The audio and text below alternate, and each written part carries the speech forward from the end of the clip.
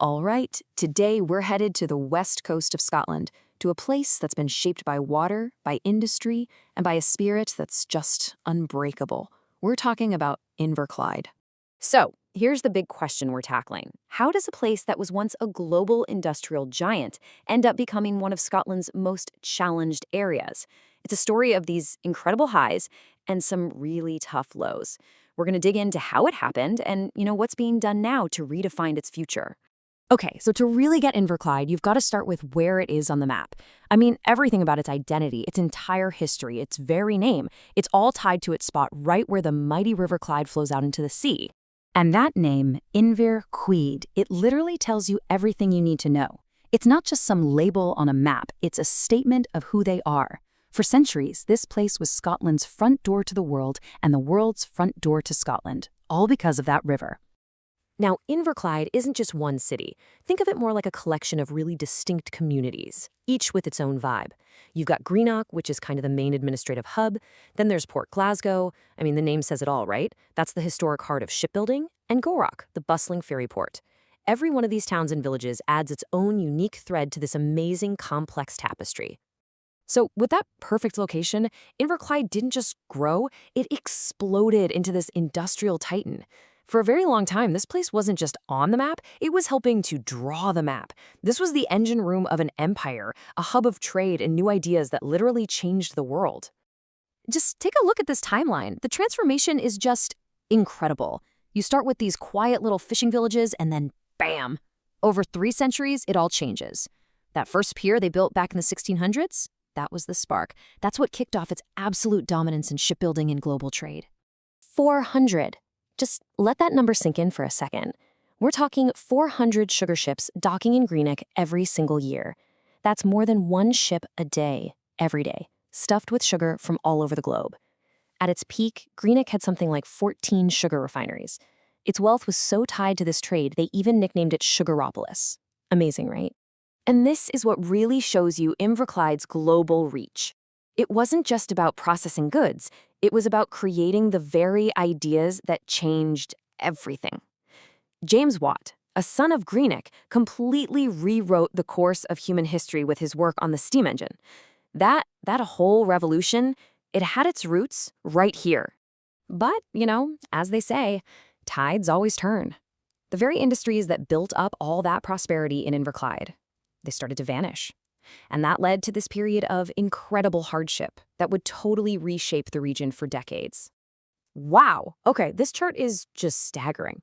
Think about this. Back in 1921, the town of Greenock, by itself, had more people living in it than the entire Inverclyde area does today. That's a really stark picture of a century of economic struggle and people having to leave to find work. So you have to ask, what happened? Well, World War II was a devastating first blow, but the really deep wound came later, when global competition and new technology led to the slow, painful collapse of the shipbuilding industry, the very industry that had been the area's lifeblood for so long. And the fallout from that was just immense. The 70s and 80s were brutal, with widespread unemployment, and the legacy of that collapse, man, it runs deep. I mean, as recently as 2019, the area had the really tough distinction of being ranked as Scotland's most deprived council area. And it's really important we understand what that word deprivation actually means in this context. It's not just about having a low income. It's really a measure of opportunity, or, the lack of it.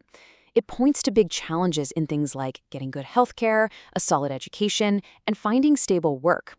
It's a really complex problem with roots that go way, way back.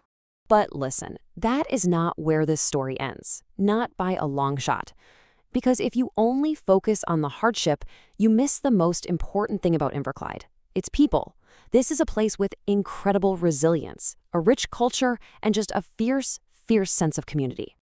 I mean, just look at this list. You've got everyone from the father of the Industrial Revolution, James Watt, to John McGeoch, one of the most influential guitarists in rock music.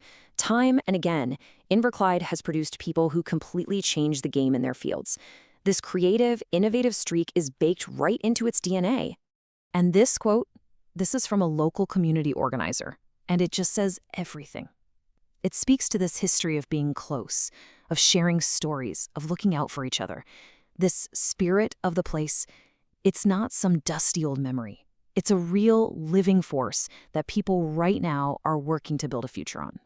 And that spirit has always been about culture. I mean, think about this. Inverclyde is home to the world's first ever Burns Club, celebrating the poet Robert Burns. That's a tradition that goes back more than 200 years. And today, you see that same passion in amazing modern venues like the McLean Museum and the stunning Beacon Arts Center right there on the waterfront. So, building on that spirit, that's really the key to what comes next. Today, Inverclyde is working hard to reinvent itself, to create a new kind of economy that respects its past but is looking straight ahead to the future. And they're not putting all their eggs in one basket. They're actually embracing that maritime heritage again, but this time for tourism. Greenock's terminal is now a major stop for huge cruise ships. They're using their beautiful coastline to become a hub for sailing and leisure, while also growing new industries. And maybe most importantly, they're investing in grassroots, community-led projects. And this project is a perfect example of that community focus. It's called the Drying Green, and they basically took this forgotten little piece of land and completely transformed it. But it wasn't just about planting stuff. It was about digging into the area's history, sharing skills, and recreating that old-school community hub where neighbors actually talk to each other. It's regeneration, literally from the ground up. So after all that, what are the big takeaways? Well, Inverclyde's story really shows us that massive industrial changes can leave behind scars that last for generations. But it also proves that a rich heritage isn't just something to put in a museum. It can be the foundation for a whole new identity. And probably the biggest lesson of all is that the real engine for renewal, it's the spirit of the people themselves. Which brings us to one final question. The challenges are definitely real, but you know what? So are the strengths. The story of Inverclyde is this powerful reminder that even when the tide of industry goes out, the spirit of a place can create a current all of its own. The next chapter? Well, it's still being written.